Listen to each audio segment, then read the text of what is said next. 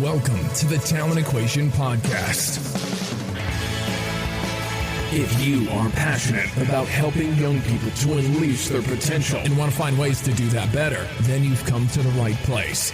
Hosted by Stuart Armstrong, an experienced talent development specialist and coach, the Talent Equation Podcast seeks to answer the important questions facing parents, coaches, and talent developers as they try to help young people become the best they can be. Always honest, sometimes controversial, never dull. This is a series of unscripted, unpolished conversations between people at the razor's edge of the talent community who are prepared to share their knowledge, experiences, and challenges in an effort to help others get better faster. Listen, reflect, and don't forget to join the discussion at thetalentequation.co.uk. Enjoy the show.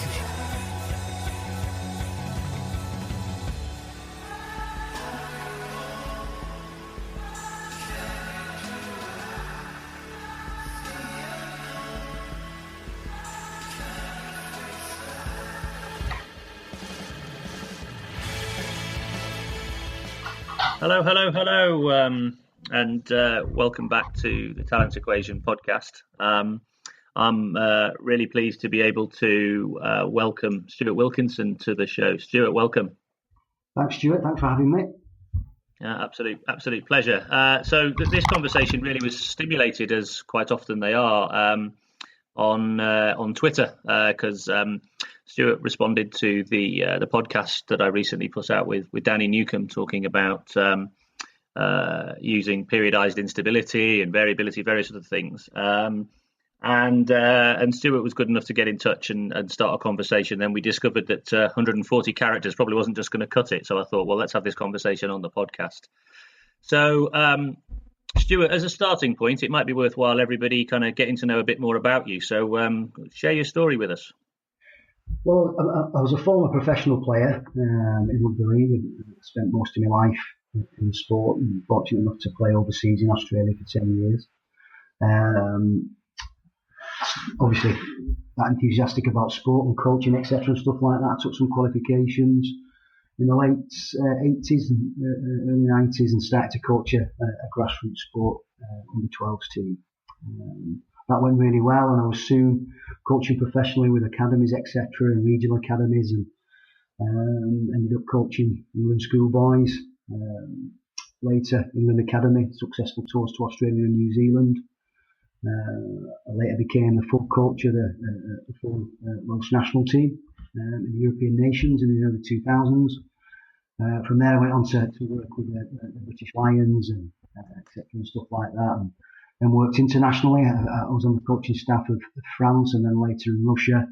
And I've coached 3 different nations in 3 different World Cups. Besides all that, I spent 10 years at Leeds Rhinos building up all their player performance pathways as a youth performance, and later first team coaching staff. Spent some years at Wigan Warriors transferring talent into first team players. Did exactly the same as I did at Leeds but with the Vikings, and then went on to work for the governing body in various roles and in developing talent and coaches, etc. and stuff like that. I now work at the University of Central Lancashire as a lecturer in sports coaching and performance. I'm still active today as a practicing coach. I work at Salford City Reds. I look after their juniors and help with the coaches, etc. and stuff there. So I've spent a lifetime in professional sport and a long time in high level sports coaching. And now I speak all day to young people, enthusiastic people about sport all day. So I'm an avid follower of the Talent Equation and take a great interest in a lot of the things that are shared on there and celebrated on there. And I thought I'd throw the 2 pairs in on something that I've picked up quite a lot, a thematic approach that's appearing, or something that's appearing in a lot of conversations is that I can't really see a synoptical approach to session practice and session design. So that led me to comment on Darren's podcast, which was an ingenious piece of work, but I saw some limitations in it as well. So fantastic. I mean, clearly, a lifetime spent in talent development, and so you're developing the talents of kids on an academic journey as well as obviously in a sporting journey. So a rich history. I'm kind of interested. This phrase that you've used, the synoptical approach. Some people might not be familiar with it. I think I'm a bit sketchy, so I'd be interested to find out what you mean by that. Well, you're integrating everything into practice. So, like in the discussion with you and Darren, it started to get a bit sketchy, if you like, a bit patchy in and around what you're doing physically. So, for me, I thought to myself, do they have an integrated physical model alongside this cognitive model, which I was sort of expecting. So, I'm assuming that everybody knows about SOL, stability, object control, and locomotion. That's a national programme in rugby, and part of coach education, etc., and stuff like that. And that's a bit of a journey how that appeared as well, that I can elaborate on later. So I thought to myself, and Darren's starting to, at the back end of it, he's starting to allude that we're starting to look at movement efficiency and athletic movement and stuff like that. And I thought, well, perhaps that's the limitation of the model, and some of the discussions between yourselves as well, where you've become a disciple, Stuart, of games and opposed games and the drill, sacking off drill-based practices type stuff, and we can get into that a little bit as well. But it sort of connects to some of Darren's thinking about some of the limitations or the potential of what he could do with his continuum as well, by integrating a physical model. So if you look at, some of the ecological, psychological theorists, etc., and stuff like that, they do have some good models that can easily be embedded into practice. So that was the reason for the comment. And to be fair, lots of people, when people discuss things on Twitter, they favour their strengths. So obviously, people from an athletic movement background favour that. People from a more sporting technical background favour, the games, or this deliberate approach, or this practice. It's more about the technical areas of the sport, and probably could add some value by having a model that sits alongside each other. One that I use myself that's constantly evolving. So tell me a bit more about that. Well, if you think about if we go back to a lot of the theorists that we use, your stages of skill acquisition, cognitive, associates, autonomous, that goes back to the early 60s with Fitz and Posen, that's evolved along the way. It's probably informed a hell of a lot of coaches, and it's easy to understand, it's easy to manage, etc. It's easy to document for coach education. And it's completely embedded in a lot of practice, these theories, if you like, these phases that athletes go through. But when you think about these, the other side of it is, if you think, like particularly rugby, because it's such a physical sport, and escaping from a tackle doesn't look like rugby skills. It's more of escaping from underneath a couple of 16-stone men. It takes a good athlete, and doesn't really resemble the sport itself. So years ago, we started to explore different ways, and we knew we had issues in the sport because of specialisation, etc., and stuff like that. So we started to explore different ways of making our athletes or our players more athletic. Yes, because we needed to backfill lots of things that were missing because of specialisation, but the nature of the sport as well. So over the years, we've always had specialists come into the sport: gymnastics coaches, athletics coaches, and then that absolutely got exhausted with wrestling coaches, that the governing body finally had to put a stop to wrestling. Well, they did it because it went to the 8th degree. That's a good conditioning element, etc., and stuff like that. It had gone too far in terms of pathways. So hence, what can we do to help coaches manage this physical element that they needed to integrate into practice? Hence the synoptical view. So you've got psychology, you've got your sport, your mental skills, you've got your physical skills, and you've got your technical and tactical, all feeding into practice. That's that synoptical view. Mm-hmm. So that's where SOL came from. Obviously, Dave Morley and Bob Moore, we worked as consultants to develop that initially, and that then became a CPD program. So becoming capable became a CPD program for the sport itself, where coaches received some understanding of where source, stability, object control, locomotion become embedded into practice and practice design with drills and activities and expanding, etc., and stuff like that. Hopefully that's going to help quite a lot in your practice. It also ties in a little bit, Stuart, if you like, to further extending it. So when I started I thought to myself, well, this is the answer. If we're not going to do, if we are going to deliver some wrestling skills, some athletic skills at a micro level that's embedded, perhaps we need some other things. And so we started Soul's developed a little bit further now. In terms of some of the practice that we throw in there. So when you start to look at, I suppose, some of the other theories like Carl Newell's stuff, he has some phases as well, like assembling, control and optimizing.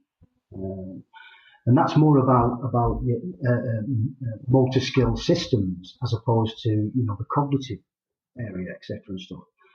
So, rather than being a bit, I'm trying to make it as best I possibly can here to understand. So we started to explore this physical model a little bit more. Then we started to look at the technical and the tactical skills needed to play the sport and some physical skills, etc. And we started to design games in and around the movements that we would need. Okay. Mm-hmm. So now we have a vast repertoire, if you like, of movement games that subconsciously connect to some of the skills that you would need in practice, some of the technical models, etc., and stuff like that. I've just looked at the clock here. We've been talking quite a lot. Have I lost track of it? Has there been any drift, or are you getting me, Stuart, or not? Carry on. Yeah, fine. So now you're obviously like, so wherever I go, and like at Salford at the moment, I've tasked all the coaches with looking at the core skills for the game. Okay, looking at some of the other micro skills like escaping from tackles, offloading inside contact and stuff like that, which are high level skills that some of the movements you need for that don't resemble the sport. Okay, and start to design games in and around those. Small games like Darren was talking about himself, just one-on-one stuff, into your 2-on, your 3-on-3, your 4-on-4, and then before you know it, it starts to transfer over a little bit. When you get these real good understanding, when you start to be able to control and assemble these movements needed. And sometimes, Stuart, they don't look like the sport at all. And there's no equipment there, etc., and stuff like that. In fact, I challenge the coaches to design games that don't have the equipment. So we started to build this repertoire of games that's associated to the sport, but not directly, if you like. And that's deliberately practiced as well. So we design these now. We look at what, if you like, at that area of potentiation as close as we can. So when we start to think about what skills we're going to practice, the players now expect some sort of physical movement type fun game as part of their session that's going to connect to helping them access the skills needed to be able to execute some of the technical and tactical models, if you like.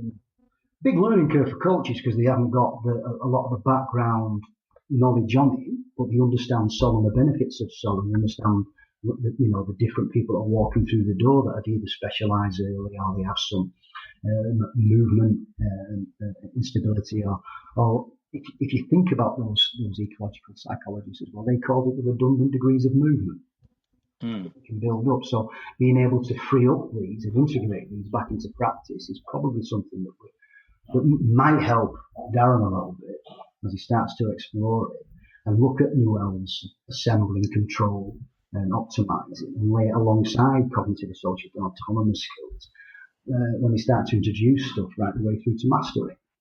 And that's probably an area that synoptically we've done really well in recent years. Does that make sense? It does. Have you got any questions or not yet? Well, yeah, quite a few. So just what might help though, one of the things I get challenged or I get some feedback on the podcast is sometimes I don't think people say that they don't quite get into enough detail in terms of bringing it to life in real world examples. So you mentioned designing games for things that don't resemble the game or don't necessarily present themselves in the game. So what might be helpful for listeners is to give them an example of one of those types of activities, the sort of game you might do. Yeah, so if you think about someone, like a sport like rugby has such a varied amount of different proportion, size, builds, etc., and stuff like that. You like someone who's 6'6" and someone who's 5'8" like me. So for someone who's a junior, say 16, 17, who's 6 foot plus, he's going to find it really difficult to execute the gold standard in tackle technique, i.e. put his head in a safe position, get low enough to be able to hit through underneath the ball and finish it all off in a safe way. A save energy, technically that's the gold standard, because it's a long way down. Okay. Yeah. The big on little stuff, all right, they need to start, if you like, finding ways, all right, of being able to tackle someone who's smaller than them in a safe way, etc. Or being able to execute that by having the capacity to get that low, that you can get that low yourself even though you're quite tall, and hit in the right area. All right. So we would design games that would match up big on little, little on big. And little tiny things like, things that you would bring in from our coach of the day did some knee boxing. So for a lad who's 6'6" to touch the inside of the knee of a 5'8" at scrum half was really difficult for him to be able to get down. And then through your constraints again, they do 30 seconds on, 30 seconds off of knee boxing.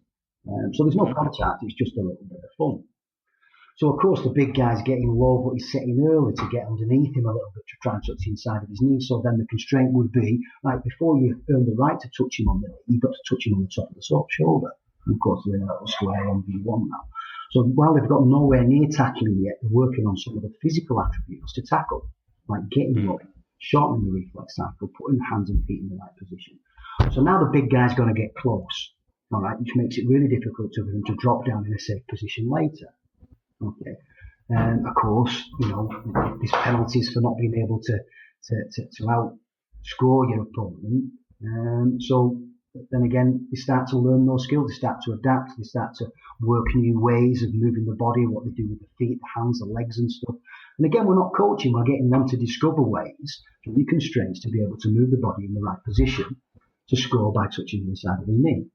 When they get really efficient at that, you shove them back to if you like, the assembly and the cognitive phase again, or in this side of it, assembling or phase by making them touch the knee and then the ankle.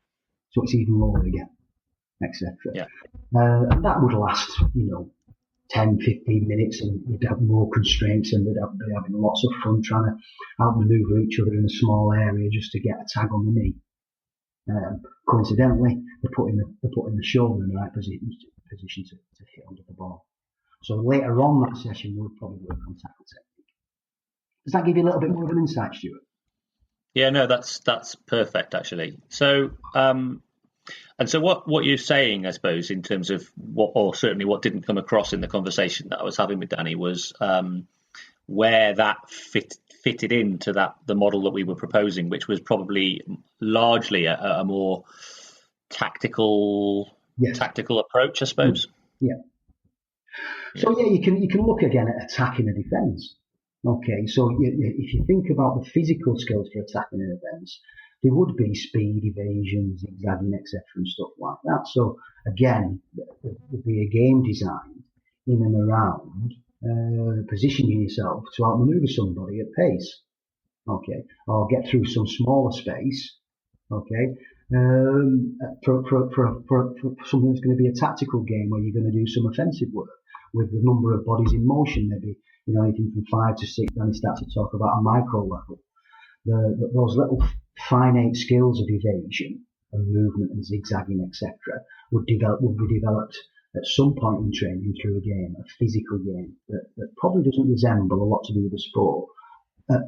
In terms of tactical and technical, but definitely the micro skills of being able to move, evade, and zigzag and dodge, etc., would be built into practice before they go near the technical skills.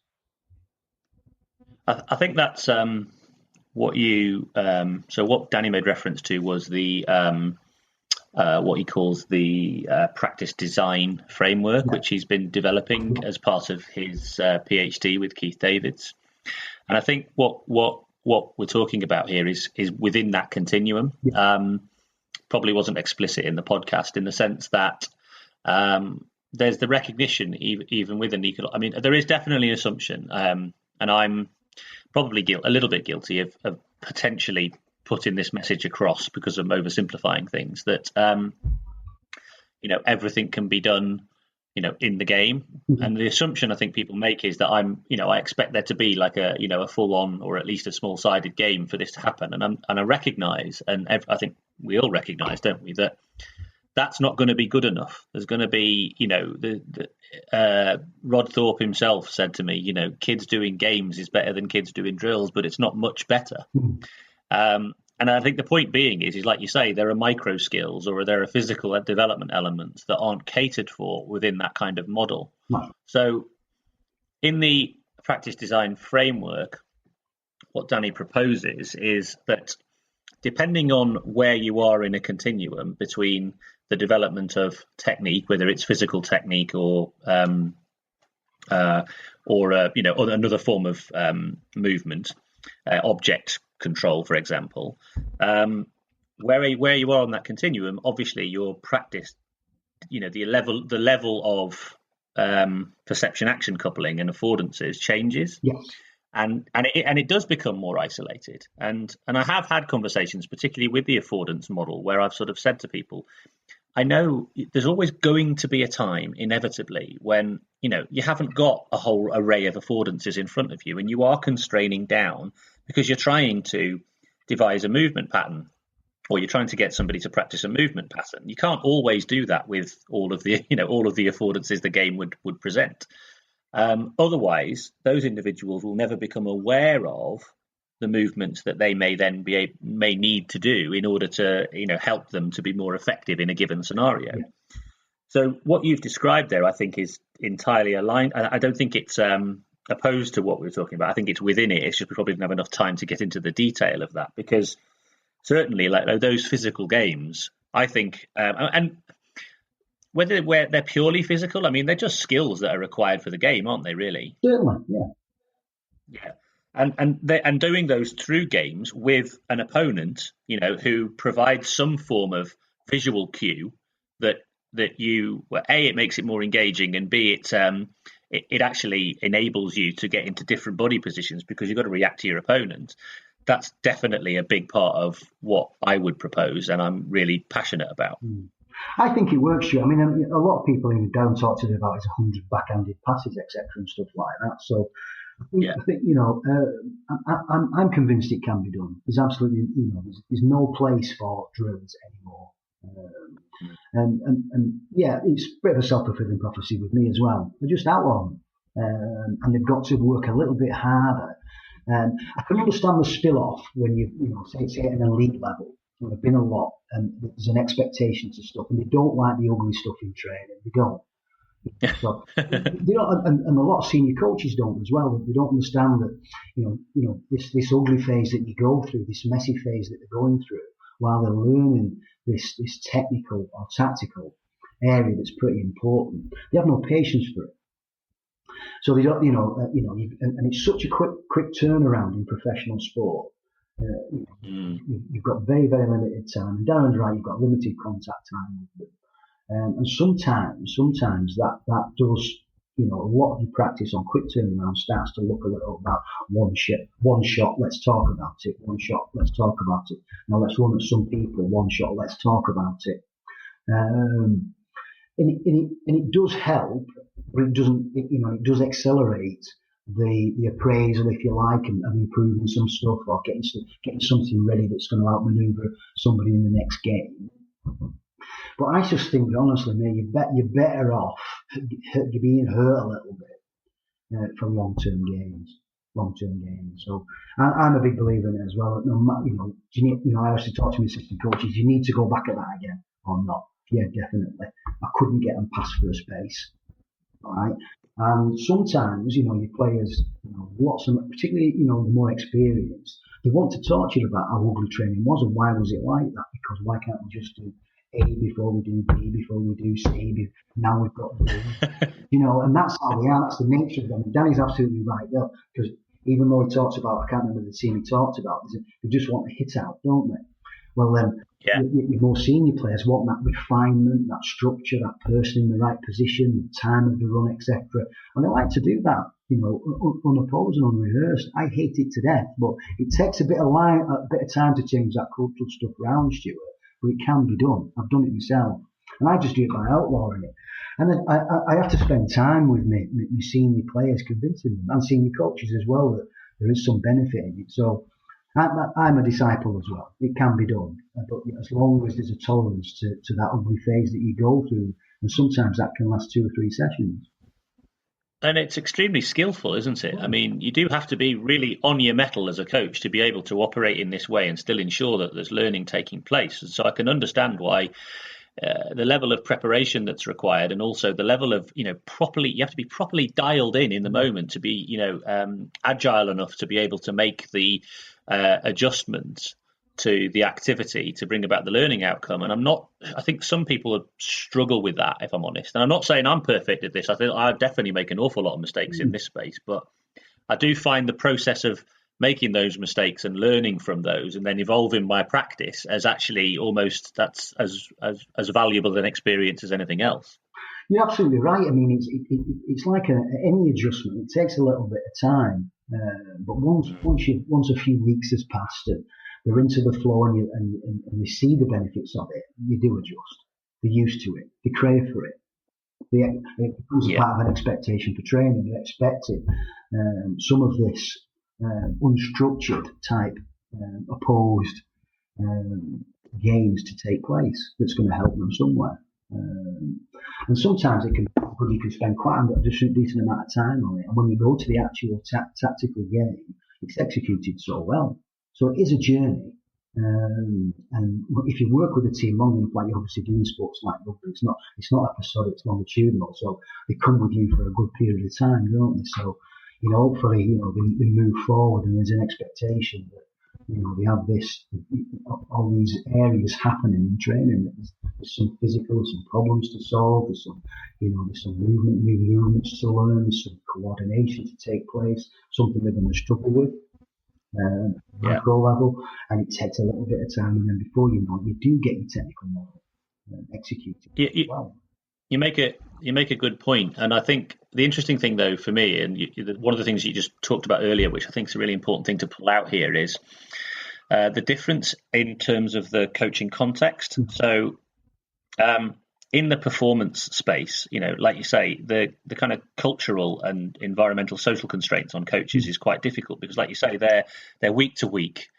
They're in the throes of the competition season, working in this sort of more exploratory way, shall we say? Like you say, they haven't got time. They've got to get on with it. They've got to get people to understand things quicker. Now, I still believe if you're skillful enough, you can get them to understand things using this model. But anyway, that's by the by. So I understand why a lot of coaches find it difficult to operate in this way. But in the talent context, where we're talking genuinely about athlete learning, they're all developing, they're all learning skills, learning techniques, and learning how to apply them in context. In that space, what's the rush? Exactly. We've got however many years to work with these kids. So in actual fact, I think it's incumbent on the talent coach, and this is where I firmly believe people don't understand the skill of the talent coach. It's got to be messy. It's got to be ugly. It's got to be difficult, because otherwise these athletes really aren't being stretched enough. I agree with you, Stuart. And when I do mentor or spend any time with talent coaches, etc., and stuff like that. And I think coach education, to be fair, and probably people like yourself are helping quite a lot as well. We're giving them the confidence to be able to be happy that training's a little bit messy and untidy. The hard one is when you get, it's a bit of a journey. So like former players that have had a lot of experience, and they still have that this ideology has been they've been indoctrinated with themselves, etc. And they know that this is a winner, this particular drill's a winner, etc. They're the hard ones to shift. They're the difficult ones. Yeah. But I think this is where coach education, some of the stuff I've seen in rugby union recently, is working really well. You know what I mean? They're coming out with it. Perhaps too far the other way now, that everything becomes a game, and there's not a lot of thought put into how the constraints should work to make them discover these skills along the way, etc. and stuff like that. So yeah. I think for me, that's working reasonably well. And it's just in and around those. There's and it happens in my sport quite a bit in rugby league. They're happy to have the qualification, and they'll go away and work with these under 10s and under 12s, and then just use the stuff they did themselves 5 minutes ago as senior players. They've been given an absolutely brilliant resource to use. So that's always going to be a little bit difficult. So you will see things kicking around. Someone sent me a YouTube clip the other day, and I couldn't believe it was that. And it's a leading club, junior club, that's put it on the website, etc. and stuff like that. And they were doing so many, and I wouldn't mention it, but so many things that and they're newly qualified as well, and they've got these resources. So many things that wouldn't help that age group they were working with. And there's just no fun in it either. And it was what it was. It was a really well organised training session, and they went from A to B really well. They went from B to C really well, and the cones were nicely laid out. You could see some elements of the sport starting to appear, but the transferability in that, because there's been no chaos and because there's been no games and no problems to solve, 2%, if they're lucky, will transfer to sport, and the sport the kids are going to play. Mm-hmm. There's the problem, though, I suppose, as well, isn't it? It's very seductive, I think, because when you work in a more kind of, I suppose, structured way, what you see is improvement at the structured activity. And people kind of assume that is going to equal improvement in the game context. And people can't then quite work out why the improvement they see in the structured activity is not applying into the contextualized activity.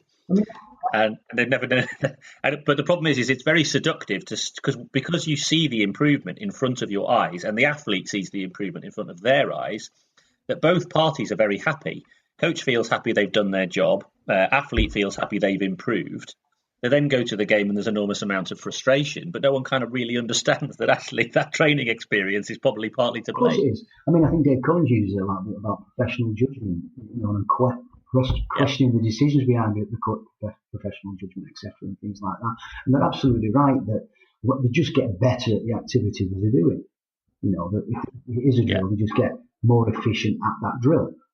And that's the issue, I suppose, when you throw something what I talked about earlier about just having a cognitive model. It might be just part of their cognitive model they're going through. Now, if they don't incorporate other areas into the activity, which is your games or any of the psychological stuff that you want to be able to integrate as well, and have this more synoptical view to be able to help them give more areas to be able to solve some problems. So those things are pretty important. And while I'm not an expert on Darren's model, or other people's, to be fair, and it's never discussed that much about even though they might be a novice coach, but if they've been given resources psychologically and physically alongside the technical model, they really should be using them because they're giving the young athletes or the young talent kids more resources to draw upon to solve problems. Yeah, one of the things that Danny's doing actually, which is we didn't actually get into in the podcast, and I'm a bit annoyed that we didn't, is him and some colleagues at Oxford Brookes have developed a program called Boing, which is about developing fundamental movement skills in primary age children, but through the mediums of like non-sport specific games. So obviously they're games that might involve bits of equipment that you would see in a sport. There might be a cricket bat, there might be a stump, there might be a rugby ball, but actually the games aren't rugby or cricket. They're kind of very multi-sport games, but very deliberately designed around the development of movement capabilities. And he's done that deliberately, and he's actually currently, I think, in the process of researching and sort of empirically testing whether it's effective. And over and above the more traditional approach to physical literacy, which would be quite prescriptive, and you've got to be able to hop and jump and do these sorts of things, which we would probably suggest isn't particularly transferable from a fundamentals perspective. I completely agree with you. And now that I've learned a little bit more about what Darren's doing, I think it sounds perfect. Yes, for a practitioner like me, I've not got. I'm doing a PhD at the moment, but it's not on this area, if you like. Mine's more about targeting the academy manager and the skills he uses to transfer talent to the next environment. Well, what Darren's, the empirical stuff he's doing there is going to be priceless for sport, in my view. For me, mine's a slow burner, because I just make, my coaching workforce, do it, design some games in and around these skills, come back to me, what have you got? Let's go and test it. Yeah, you get in there. No, it still resembles a sport too much, or it still doesn't resemble the sport too much, etc. and things like that. So, and it's a slow burner, Stuart, but it is working, and it does work with them. And these are just guys that are either solicitors or bricklayers, etc., and they come along part-time to because they enjoy coaching new people, and it's an organised pathway, etc., and things like that. So it's really good to hear, and it didn't come out in Darren's podcast, and probably was something that's probably worth celebrating, because it's not out there. Everybody talks about their philosophical stuff or their approach to scenario coaching and things like that. That Darren talked a little bit. It'd been far more interesting to listen to his research there, to be fair. Definitely. Now you just mentioned something in passing. I'm not going to let you get away without talking about it, which is your PhD around your academy manager and the skills they require. Now, I think this is a really important area, having worked in a number of sports, working with people in talent pathways, and I've seen some very questionable practices. So I'd love to know more about what you've found out so far. Well, I've just gone through your proposal, Stuart. I'm going to do the book version, so I'm going to because there isn't a book. There isn't a book on talent development. There's lots of stuff that talks about lots of the research, etc., and stuff like that. But all these things and tools and resources and things that academy managers could use. Because I think particularly in my sport, it's coming at a transient position. There's 2 or 3 that have stuck it out for a period of years, but a lot of them come into it, and of course it's so well, if you like. It's like Sport England demand certain things done, and sort of the governing body, etc., and stuff like that. So people come into it as an academy manager and soon pass through into coaching or move on to do other stuff. And it's been in and around like what do you do? What are the things you need to be able to put a pathway in place? One's more about resources that you can use, Stuart, and sampling these resources, etc., and things like that. So if you think about captivating coaches in some of the language that you use, if you think about developing, a performance parent workshop. So I always say to people, what's, they're going on a football academy, and I always ask them, do you do anything with the parents? Do you have a performance parent workshop, etc.? And they might turn around to themselves, no, they don't do anything. And I said, well, you want to get out of there, because, developing that area of the performance parent and the connectivity to coaching and how they should speak to the kids, never mind how they should live their lives and the support they should provide. How do you set that up? Where do you begin with things like that? So it's more about helping them with things like that. Yes, there's going to be some technical stuff to it. Yes, there's going to be some tactical stuff to it, and how coaches and help athletes live. And even probably the stuff we've talked on today will evolve into a chapter as well within the book. So I'm moving in that direction. Does that give you a bit of an insight or not, Stuart? Or do you need to know a little bit more? Yeah, no. Well, like you say, you're at the early stages of it at the moment, but I like the fact, and you're absolutely right. And in actual fact, it might be, if you'd be interested, I'd be very interested in collaborating, even perhaps even if on a chapter or something, just because I think that's a big thing. It's kind of why I set the blog up, actually. It started out as a journey, as a kind of reflective log of my own experiences working in talent and as a talent coach, and then it subsequently, obviously, as a bit of an audience grew, it became more. And I think seems to me anyway that there's a real hunger for this kind of information. So I think it's it's definitely something that's needed in the literature for sure. Yeah, I mean, it's just going to be, hopefully, give them a bit of a gap. Give them like a lot of coaches for me, their language is give us a start of a sentence, Stuart. What should we be thinking about there? And we can have a section on mental skills and looking at all the different types of mental skills programs. The great stuff that Dave Collins could produce, the softer stuff in terms of the PDCEs. The stuff that I've used in the past with Jack Blezik's 9 successful attributes to successful athletes, etc., and things like that. Looking at all these models and easy ones to be able to provide them with what fits best in their environment. Stuart, when I've actually produced the book and I'm starting to go out and ask people's opinions on it, etc., and interview them, you can have a copy. And I'd be interested for your feedback to inform what the next part should look like. And that's the sort of phase I'm moving through, really. So, everything to do with talent development into parents, technical sport itself, physical, mental, all the rest of it that goes through, putting systems together, developing coaches, coaching CPD stuff, nurturing young coaches, volunteers, working with them in different programs that are external from your. It's going to be quite an extensive piece of work, I hope. And I'm travelling, I'm hoping to be able to go to some of the connections I've made to give it a more international feel, if you like. Hope to go back to Australia, work with some of the people in France, work with some of the people in the Ukraine and Russia, as well as the UK, having this view on what they really believe, the resources would help them as academy managers, managing staff and the environment, and managing up and managing down.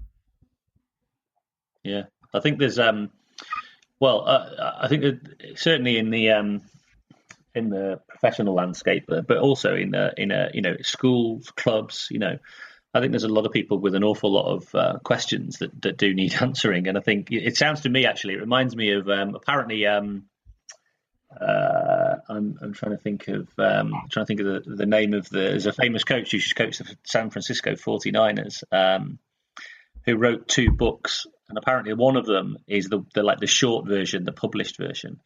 And the other one is like this gigantic tome that's like got everything, basically poured his brain out into it. And that's the one that apparently every NFL coach buys. It costs you about $500 or something. And every NFL coach gets that because it's got kind of like everything you need to know about running an NFL franchise.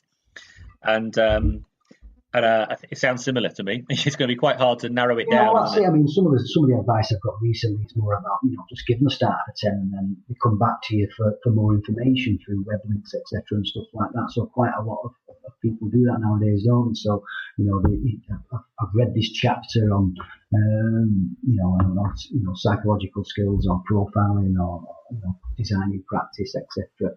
I need to know a little bit more and how it would fit into my context. So I know a lot of people produce books for a start for 10, if you like, and then lots of people come back to them. So but to be honest with you, Stu, when you have a look at it, you might think to yourself, well, I could actually write that chapter for you. So I'm supporting an Emory student at the moment that's looking at the archetypes of masculinity, particularly the warrior archetype.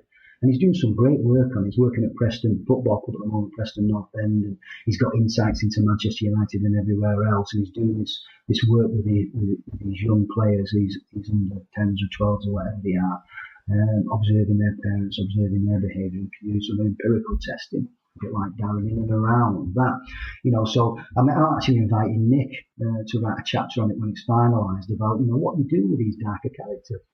Because they're out there, they're everywhere in sport, and there's nothing on coach education that prepares you for working with kids and athletes that are quite dark. And we need them, Stu. We need those warriors. Definitely. I mean, and it's those kids with those. Well, I mean, again, going back to some of the stuff that Dave Collins has written extensively about, and around the role of and Anya McNamara around the role of traumatic experiences or challenge or difficulty in the talent development journey, and also and how you can manage that process and develop the psychological characteristics of developing excellence. And I'm really interested in all of that because actually what you often find is it's kids from those walks of life who have had those sorts of difficulties that have many of those qualities, but they don't necessarily have the kind of social behavioural framework to go with it. And that often means that limits their capability to progress because of the other challenges that they're faced.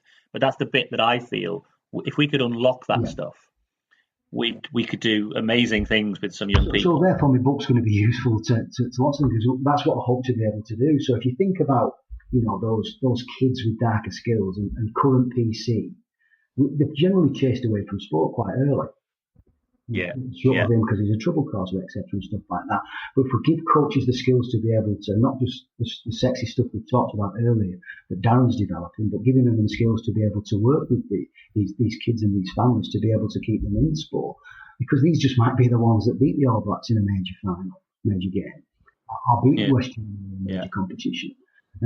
While they all can't be warriors, and we understand about lots of stuff about the warriors, the thinkers and the doers, and you need this combination of stuff. But we generally lose those kids that you need when it's tough, because we chase them away because of PC. A really good example, Stuart, I know we drifted here, and apologies for that. Yeah. No. You think about the two girls that kicked off with British cycling, okay, and about the way they were spoken to. Now, obviously, that the coach, I can't even remember his name, and I was thinking to myself, well, there's a guy without the skills to be able to handle a couple of athletes. Them girls got him back. They did. All right, I'm fair play to them. Okay. But to have the skills to be able to have good humour, sarcasm, wit, they're powerful tools to use on darker athletes. You don't need to abuse them. So how you use all that could be, hopefully, will be a part of, or at least one of the chapters in the book that probably helps coaches understand, about the power of sarcasm and wit with some of the darker characters, as opposed to bullying them, which obviously took place. And I think that's for a lot of coaches. I think particularly with the stuff around duty of care that's out there now. I think that's a major cause of stress and potential worry and fear, because now particularly when you start to get into the higher echelons, there is an element of I saw a great presentation recently, actually, father-son coaching team, guy called Michael McKillop. He's a Paralympic distance runner, has won several Paralympic medals. And his father coached him all his life. And they used this phrase when they were talking about the role of his father as a coach. And one of the phrases that really jumped out at me was torturer. It made me laugh at the time.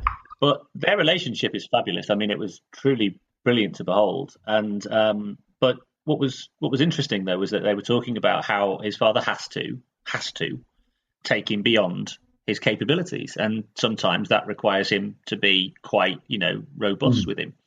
But it's understanding the different. Now, if you're a father of your child, instinctively, you automatically know so much about them that you know where the barriers are. So there's a major advantage there. But when you're talking about one human to another human, if the relationship and those human skills haven't been developed properly, then that's where you can fall into a trap. That's right. Yeah.